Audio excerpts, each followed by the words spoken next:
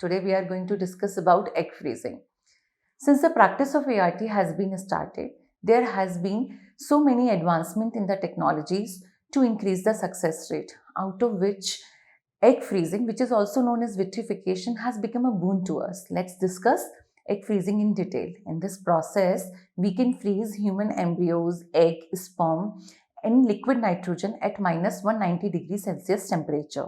Then these freezed eggs are kept in a container for the storage purpose. These can be stored for an infinite period of the time. Later, these freezed embryos or eggs can be used when we are planning the pregnancy. Now we will discuss about the advantages of the freezing.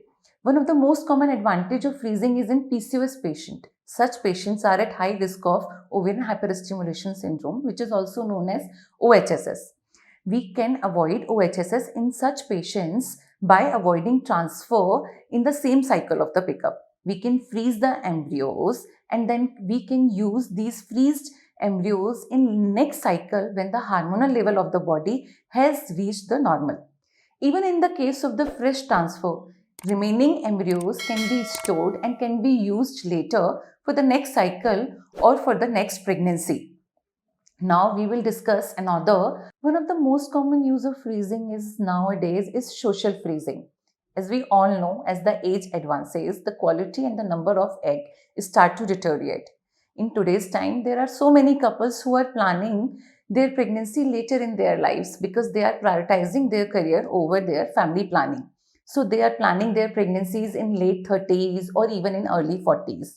There are so many women and men who are unmarried and want to enjoy parenthood later in their life when they find the right partner. For such couples and patients, freezing has become a boon. These patients can freeze their embryos and their sperms or egg to be used later in their life when they are planning to enjoy parenthood. Another most common use of social egg freezing is in cancer patients. Cancer can be seen in younger age population also.